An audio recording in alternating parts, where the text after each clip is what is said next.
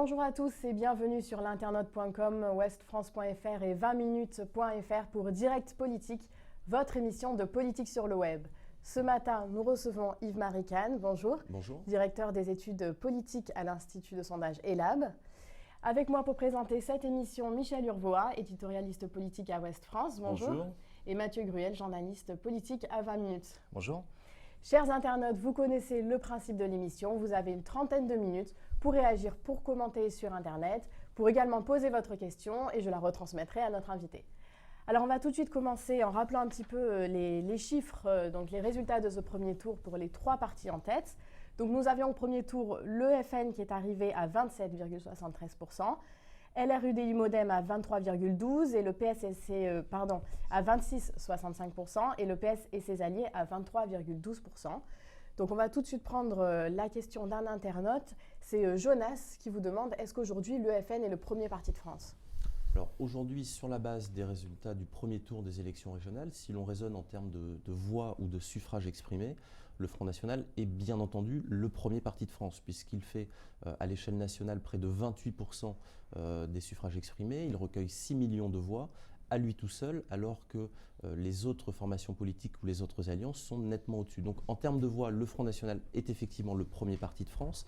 Ceci étant dit, pour qualifier un parti de premier parti de France, il faut aussi prendre d'autres indicateurs, notamment les indicateurs en termes d'élus, les indicateurs en termes de militants. Et si on regarde ces indicateurs-là, on voit que le Front National a encore pas mal de chemin à parcourir par rapport à des formations comme le Parti Socialiste ou les Républicains. Mais à chaque élection, les médias titrent sur le choc du FN. Finalement, on s'y attendait un peu, vous qui faites des sondages.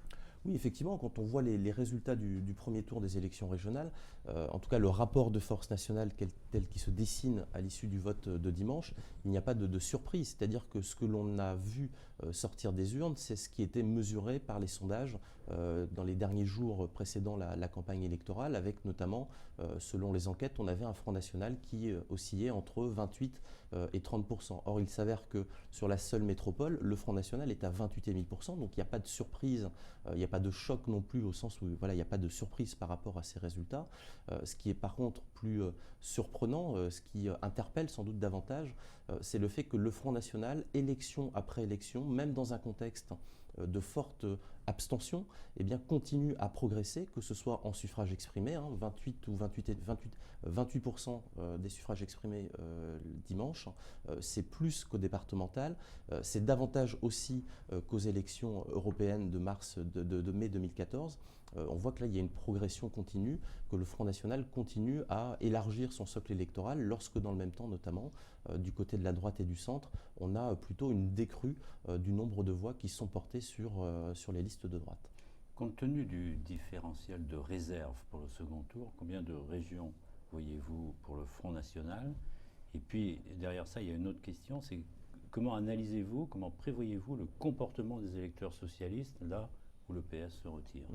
Alors, compte tenu de l'offre de second tour que l'on connaît plus ou moins, puisqu'il faut rappeler aux internautes que le dépôt des listes peut se faire jusqu'à 18h ce soir, donc ça peut encore évoluer à la marge. Ceci étant dit, dans les régions Nord-Pas-de-Calais et PACA, où le Parti Socialiste s'est retiré pour laisser la place à un duel Front National face aux listes des Républicains et de l'UDI, il y a sur ces deux régions une vraie incertitude. C'est-à-dire que le fait que le retrait du PS, le retrait de la gauche, ne garantit pas le barrage au Front National, puisque compte tenu du rapport de force que l'on observe au premier tour, avec un Front National à plus de 40% et la liste de la droite et du centre à moins de 30%, plutôt aux alentours d'ailleurs de 25%, ça va être quand même assez compliqué. Déjà l'addition de faire la bascule. Voilà, effectivement. Et politiquement, comment analysez-vous, comment prévoyez-vous le comportement de ces électeurs du PS ? Il y aura de la déperdition ? Alors, il y aura forcément de la déperdition. On sait très bien qu'en politique, et en élection, malgré les consignes électorales, 1+1, ça fait jamais 2. Ça fait toujours au moins un peu moins. Et là, il est fort probable que, compte tenu d'ailleurs de la tonalité de la campagne, des personnalités aussi qui sont en lice, notamment Christian Estrosi en PACA, il est fort probable que la qualité des reports venant de la gauche, malgré les consignes, soit d'assez mauvaise qualité. Maintenant, il est très difficile de dire à quel niveau est-ce qu'ils se situeront. Les électeurs, mais c'est bien entendu l'enjeu. Les électeurs de gauche ne sont pas prêts, selon vous, à voter Christian Estrosi ou Xavier Bertrand? Alors, certains électeurs de gauche sont prêts à le faire, parce que pour eux, ce qui prime avant tout, c'est l'objectif de faire barrage au Front National, quoi qu'il arrive. Ceci étant dit, on a aussi des électeurs de gauche qui, aujourd'hui, estiment que entre le Front National et la droite représentée par les Républicains, pour certains, il est difficile d'identifier finalement ce qui les différencie sur un certain nombre de sujets. Et donc ça peut aussi favoriser le fait qu'il y ait des électeurs de gauche de premier tour qui décident de ne pas se déplacer dimanche pour faire barrage au Front National, ou qui, tout en allant voter dimanche, déposent plutôt un bulletin nul ou décident de voter blanc. Donc du coup, vous tablez sur combien de régions pour le FN, s'il fallait donner un chiffre?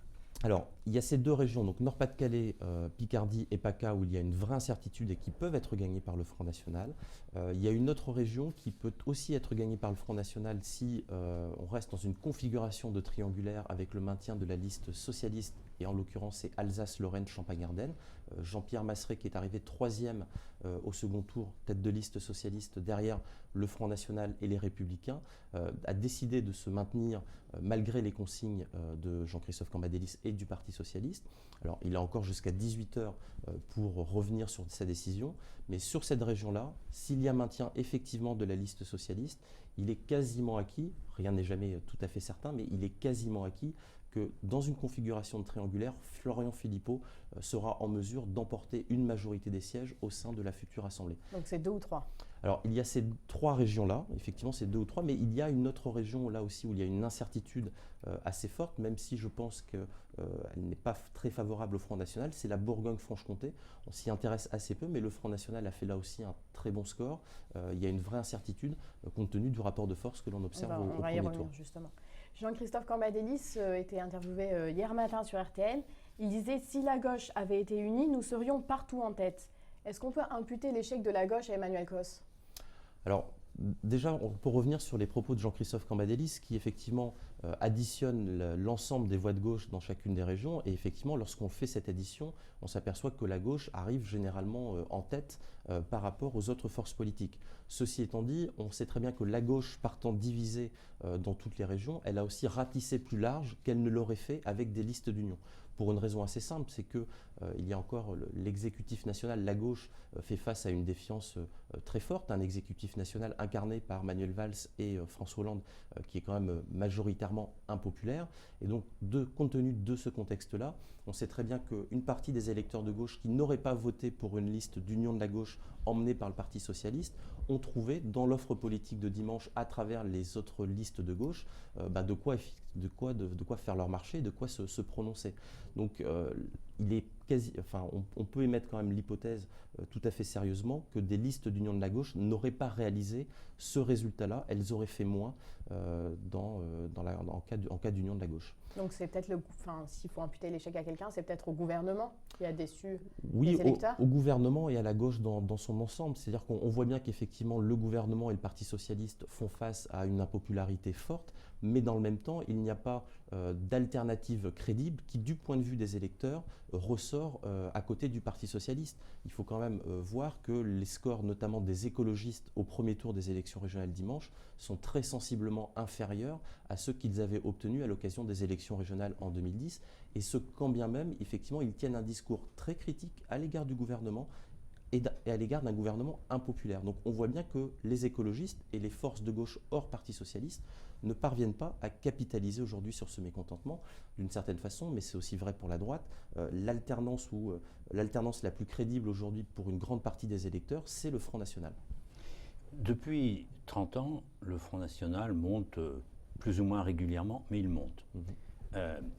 Et il atteint un sommet qui pose une question, à mon sens, fondamentale, c'est celle de la recomposition des partis en face, des Républicains et du Parti socialiste. Est-ce que quand on a un FN, là, quasiment 30, sans doute plus dimanche prochain dans un certain nombre de régions, est-ce qu'on peut encore tenir le même paysage politique? Est-ce qu'il n'y a pas plus, à certains moments, de points communs entre une partie de la gauche et une droite modérée qu'entre la droite et le FN? Donc est-ce qu'on n'est pas à la veille d'une recomposition?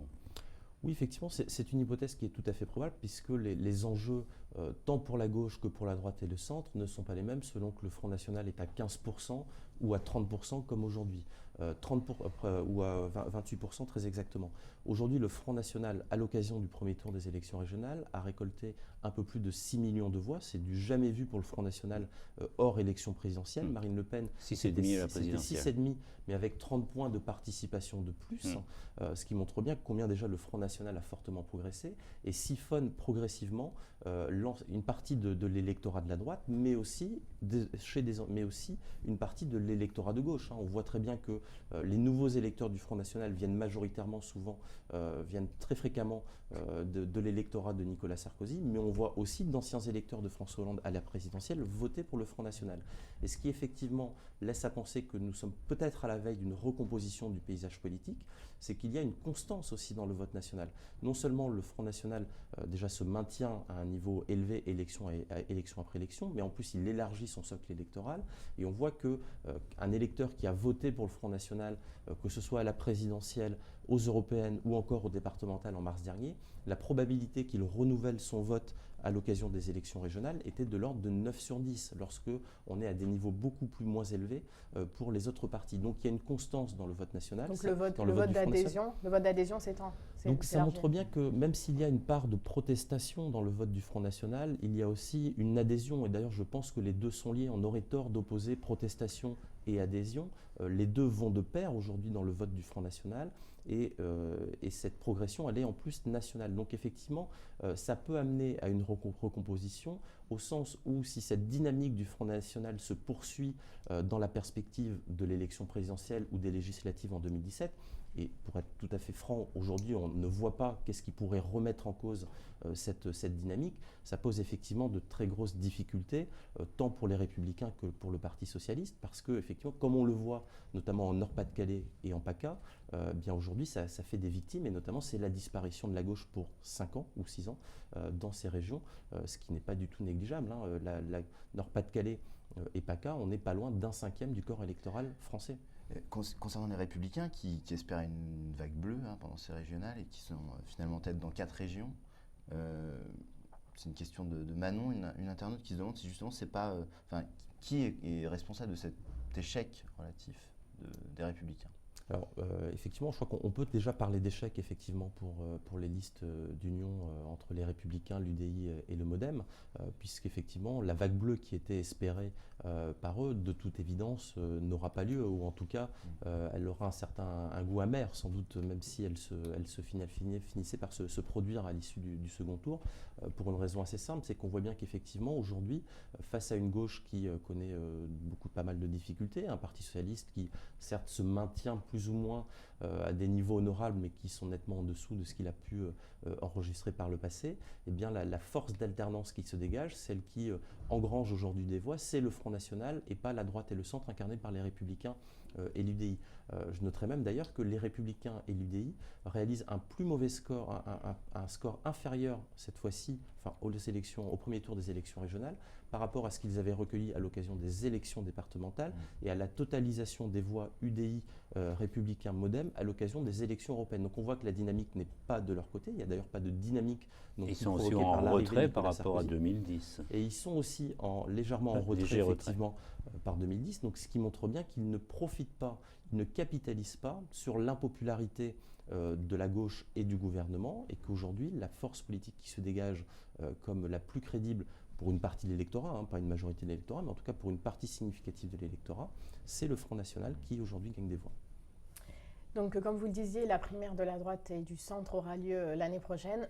Pardon. Comment vont évoluer les rapports de force au sein des Républicains après ces régionales, entre les différents candidats qui sont déjà dégagés? Alors, si la dynamique que l'on perçoit à l'issue du premier tour des élections régionales se vérifie au soir du second tour, avec effectivement l'absence de vague bleue et un nombre de régions gagnées qui sont inférieurs à ceux qui étaient espérés, il y a fort à parier que les langues commencent à se délier à l'égard de Nicolas Sarkozy. On sait très bien qu'aujourd'hui, la plupart des ténors des Républicains jouent l'unité, mais cette unité est avant tout une unité de façade, parce qu'ils ont tous déjà les yeux rivés arriver sur la primaire et l'élection présidentielle, et que, effectivement, s'il n'y a pas de vague bleue, et sur la base notamment des résultats du premier tour, les contestations à l'égard de la ligne défendue par Nicolas Sarkozy risquent de monter en intensité, ce qui, bien entendu, fragilise un peu plus Nicolas Sarkozy, peut ébranler aussi dans leurs convictions un certain nombre de militants ou de sympathisants des Républicains, ce qui le défavoriserait dans la perspective de la primaire et pourrait favoriser certains de ses concurrents, de là à dire lesquels je pense qu'il est un peu tôt. Ceci étant dit, je rappellerai que sur les 12 à 18 derniers mois, on a bien vu que la personnalité qui s'imposait progressivement, en tout cas qui émergeait assez fortement, c'était Alain Juppé par rapport aux autres prétendants. Et ceux qui sont candidats en région, du coup, est-ce qu'ils vont profiter d'un certain crédit après ces régionales ? Alors c'est possible au sens où en tout cas ça va sans doute leur procurer un surcroît de notoriété et de visibilité. Donc c'est sûr qu'ils seront davantage reconnus par les Français. Ça peut se traduire ensuite en gain de bonnes opinions, d'images positives, mais sans doute est-il trop tôt pour se prononcer sur la question. Je rappellerai en plus qu'il n'y a moins d'un an entre les élections régionales et la primaire des Républicains l'année prochaine. C'est un temps qui me paraît un peu court pour permettre à d'éventuels vainqueurs républicains dans les régions d'émerger et de s'imposer sur la scène politique nationale.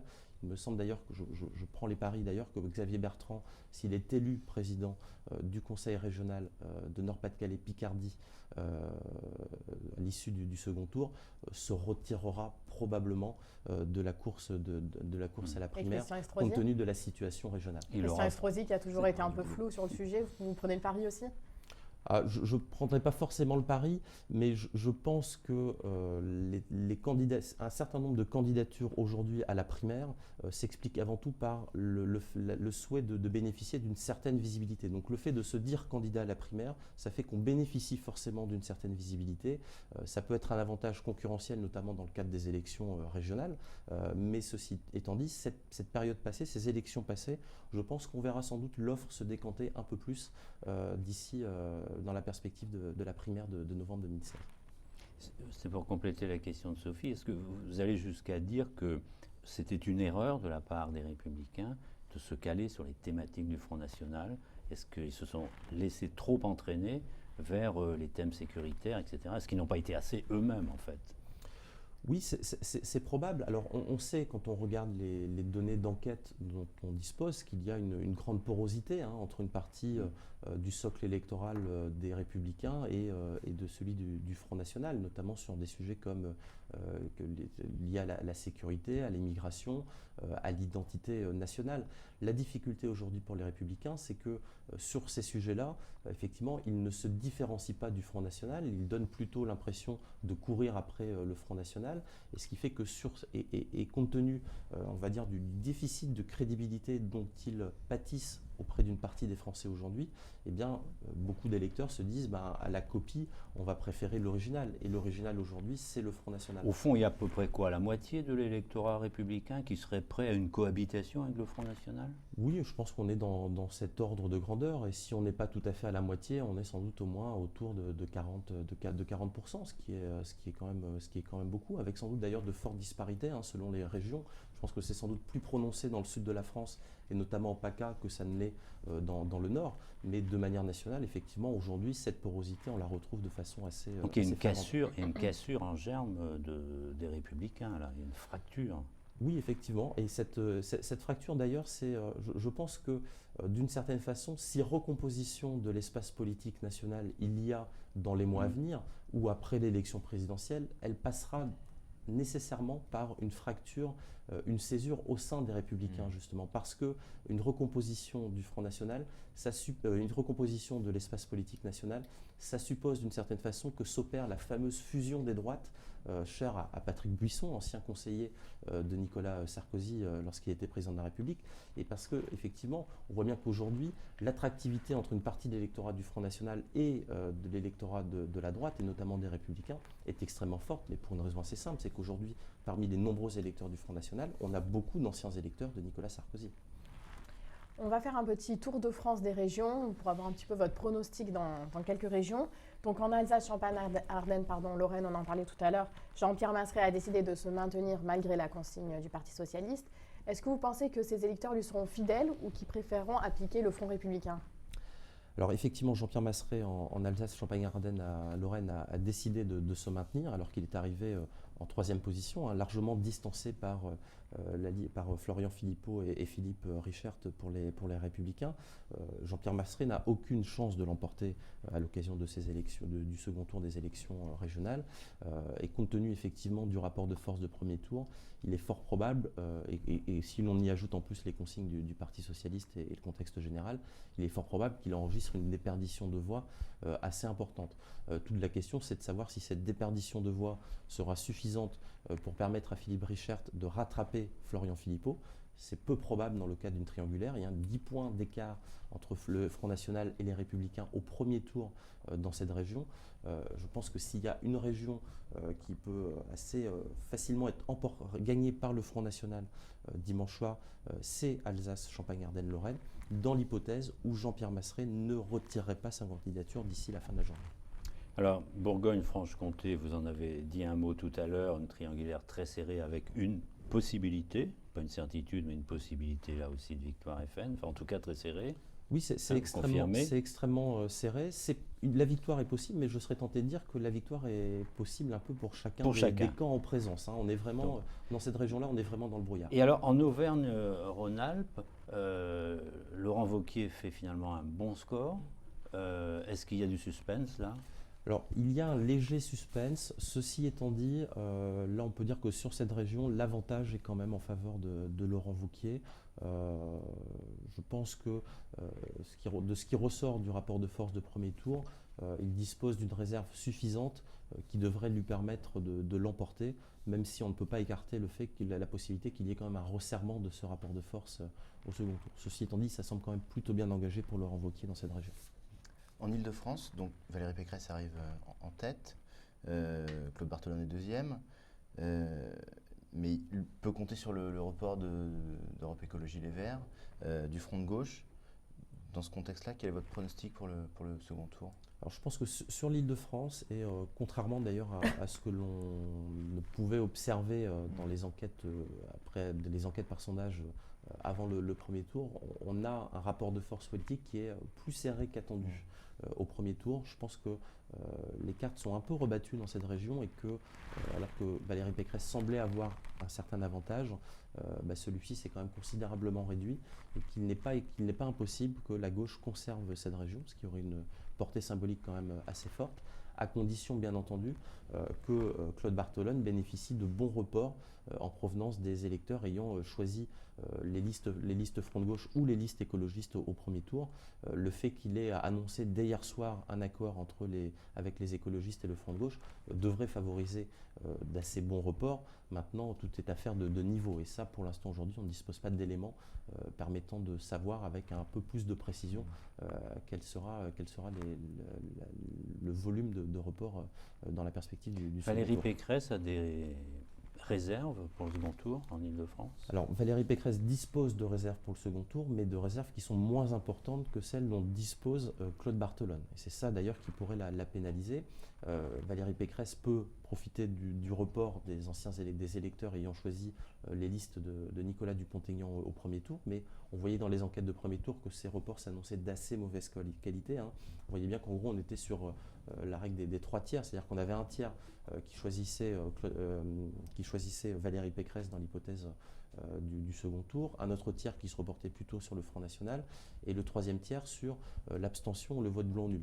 Donc c'est plutôt mal engagé en termes de report. Ceci étant dit, on sait très bien que le second tour est toujours une nouvelle élection, donc les dynamiques de second tour peuvent faire que ça pourrait favoriser aussi Valérie Pécresse. L'autre élément qui pourrait également favoriser Valérie Pécresse, c'est le comportement des électeurs du Front National entre les deux tours. On voit que le Front National sur l'Île-de-France n'a aucune chance de l'emporter, contrairement à ce que l'on voit dans d'autres régions. Et si on se base sur de précédentes élections avec une telle configuration de triangulaire au second tour, mais un Front National arrivé largement distancé par les deux premières listes au premier tour, on peut émettre l'hypothèse qu'une partie des électeurs du Front National au premier tour choisissent d'une certaine façon de voter utile pour faire barrage à la gauche au second tour et décide de se reporter sur Valérie Pécresse. Ça aussi, ça pourrait favoriser Valérie Pécresse. Est-ce que ça suffira à faire la différence au soir du second tour? Là, il est encore trop tôt pour le dire. Encore juste un mot sur Languedoc-Roussillon, Midi-Pyrénées, puisque la situation est un peu singulière. Le FN est en tête, c'est le PS qui est deuxième et la droite qui arrive troisième. Mais pourtant, on a compris la consigne des Républicains, il n'y aura pas de retrait de liste. Mais est-ce que Dominique Régnier a vraiment une possibilité d'avoir un report de voix au second tour?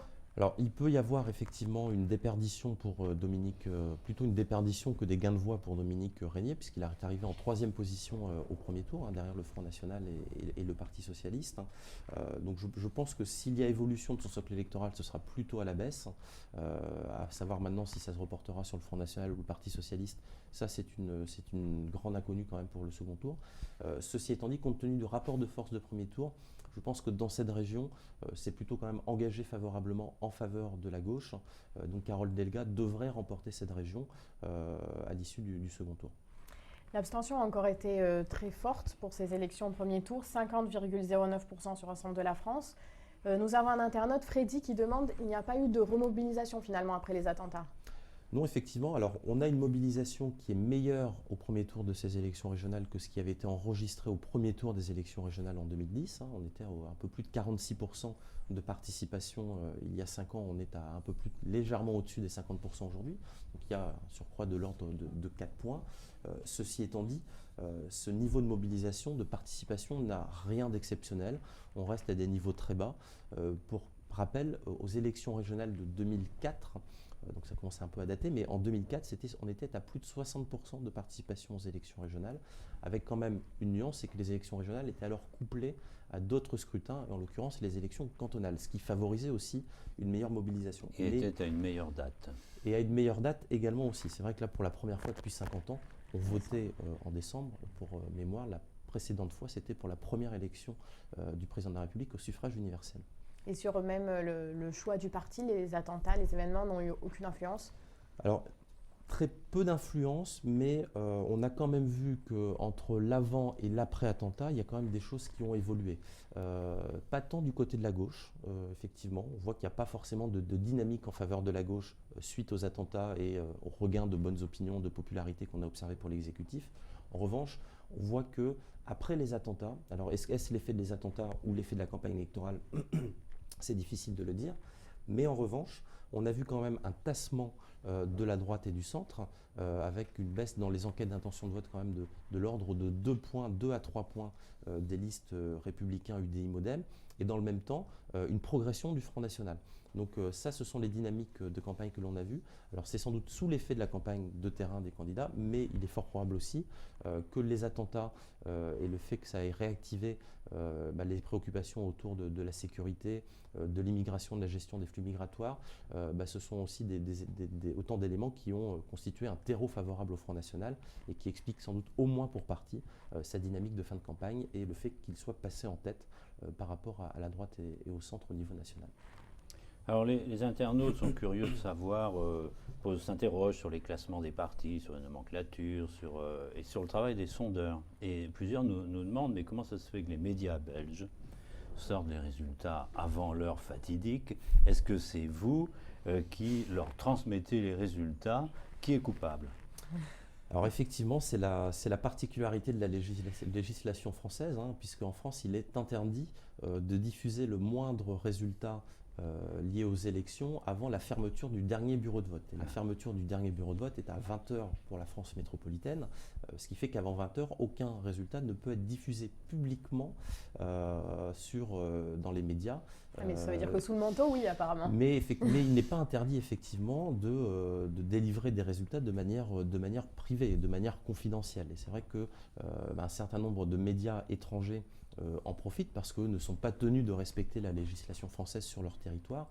Ils peuvent avoir accès à certains résultats qu'ils diffusent avant 20h, et ce qui explique effectivement qu'on puisse avoir un certain nombre de fuites dans la dernière demi-heure, voire même la dernière heure qui précède la fermeture du dernier bureau. Est-ce que cette loi est pas un peu dépassée? Oui, sans doute, au moins pour partie, et il faut reconnaître d'ailleurs notamment au Conseil supérieur de l'audiovisuel, le fait d'avoir engagé une réflexion sur ce sujet. Je pense que beaucoup d'acteurs de l'audiovisuel d'ailleurs souhaitent qu'il y ait une évolution de la législation en la matière. Ceci étant dit, ça dépend aussi de nos parlementaires, puisque un certain nombre de règles qui sont appliquées aujourd'hui par le CSA et par les médias sont issues de la loi.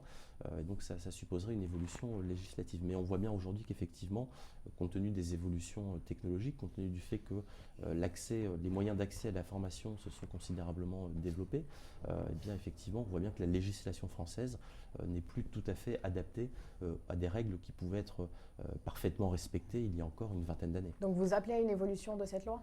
Je pense que en tout cas, l'évolution de la législation en la matière est sans doute souhaitable. Alors peut-être pas pour autoriser la diffusion de résultats nationaux avant 20 heures, pour respecter la sincérité du scrutin, mais peut-être que, notamment lors des élections locales, il pourrait y avoir une différenciation qui pourrait être faite en fonction de l'heure de fermeture des bureaux de vote dans les villes, par exemple. Aujourd'hui, on est sur une règle nationale, c'est-à-dire que notamment aux élections, si on prend l'exemple des élections municipales, même dans une ville où les bureaux de vote ferment à 18h ou à 19h, on n'a pas droit de rendre compte publiquement des résultats avant 20h. Et ça, c'est une évolution qui pourrait être souhaitable, puisque effectivement, annoncer les résultats, je ne sais pas, à Lille par exemple, dont les bureaux de vote ferment à 18h, annoncer les résultats à 19h, ça ne peut en rien fausser la sincérité du scrutin à Lille, puisque tous les bureaux de vote sont fermés. Voilà, ça c'est une évolution qui pourrait être envisagée. Il y a une autre critique qui revient souvent de la part des petits partis, dont ELV ou le Front de gauche, ça concerne la nomenclature qui est appliquée par le ministère de l'Intérieur aux listes. Et en fait, quand on prend les résultats nationaux, on voit que les scores écologistes sont morcelés, selon qu'ils soient alliés au Front de gauche ou pas. Du coup, son score peut passer de 3,83% à 2,80% quand il est avec la gauche, pour un total de 6,63%. Est-ce qu'il n'y a pas quelque chose à faire évoluer là aussi? Comment résoudre ce problème? Ça complique la lisibilité aussi de ces listes-là. Bien sûr, cette classification, effectivement, c'est le ministère de l'Intérieur qui opère cette classification en fonction des étiquettes politiques et des stratégies d'alliance des uns et des autres. Et c'est vrai que compte tenu des stratégies d'alliance qui peuvent être différentes d'une région à une autre, notamment chez les écologistes et le Front de gauche, puisqu'il n'y avait pas de consigne nationale, effectivement, ça trouble quelque peu les recodes politiques opérés par le ministère de l'Intérieur. Ça peut compliquer effectivement la lecture des résultats, mais là, effectivement, je serais tenté de dire que d'une certaine façon, les principaux responsables en sont les partis eux-mêmes, puisque cette stratégie différente pour les écologistes d'une région à une autre fait qu'il est difficile d'additionner les voix écologistes entre plusieurs régions, lorsque d'un côté on a une liste qui est 100% écologiste et de l'autre une liste qui est écologiste front de gauche ou écologiste parti de gauche. On voit bien que les dynamiques ne sont pas forcément les mêmes en fonction des étiquettes politiques qui sont adossées à telle ou telle liste. Alors une dernière petite question, on a beaucoup parlé des succès, des échecs de chacun des partis, mais vous en tant que sondeur, vous aviez quasiment prévu le résultat, en tout cas c'est très proche de la réalité. Est-ce que c'est une victoire pour vous ? Alors une victoire, ce serait un bien grand mot. Je pense qu'il faut toujours rester très prudent et très humble par rapport à notre métier, par rapport à nos outils de mesure. C'est vrai que cette fois-ci, on a effectivement par rapport à ce qui a été mesuré au cours des derniers jours de campagne dans les enquêtes d'opinion, ce qui est sorti des urnes, effectivement, s'est avéré extrêmement proche. Donc, ce qui montre aussi que les sondeurs que l'on critique, sur lesquels on aime bien casser du sucre sur le dos les lendemains d'élections lorsqu'il y a quelques surprises, là, effectivement, ont bien fait leur travail. Je pense que maintenant, ça nécessite aussi le fait qu'on soit en permanence, on remette en cause aussi en permanence nos méthodologies, notre travail pour affiner au mieux nos mesures. Mais je rappellerai qu'il y a toujours forcément un décalage, quel qu'il soit, entre ce qui est mesuré quelques jours avant le vote et ce qui ressort des urnes, pour une raison assez simple, c'est que dans les sondages, on mesure des intentions de vote. Et qui dit intention de vote dit que l'électeur, il peut changer d'avis jusqu'au moment où il va déposer un bulletin de vote dans l'urne, ce qui est tout à fait normal, on est en démocratie, et donc c'est l'électeur qui, quoi qu'il arrive, a le dernier mot, et qui fait qu'on aura toujours des décalages. Alors après, ces décalages, en fonction du contexte, en fonction de la certitude du choix des personnes interrogées, il va être plus ou moins important. Il s'avère qu'aujourd'hui, on est plutôt effectivement dans les clous par rapport à ce qui ressort des urnes, mais voilà, je ne parlerai pas de victoire, on a bien fait notre travail. Maintenant, c'est quelque chose qui nous tient beaucoup à cœur et qu'il va falloir aussi continuer déjà pour le second tour des élections régionales, et puis dans la perspective des prochains scrutins. Eh bien, on vous souhaite bon courage pour le second tour. Merci d'être venu sur notre plateau. C'est le moment de se quitter. On se retrouve la semaine prochaine avec un nouvel invité. D'ici là, restez connectés.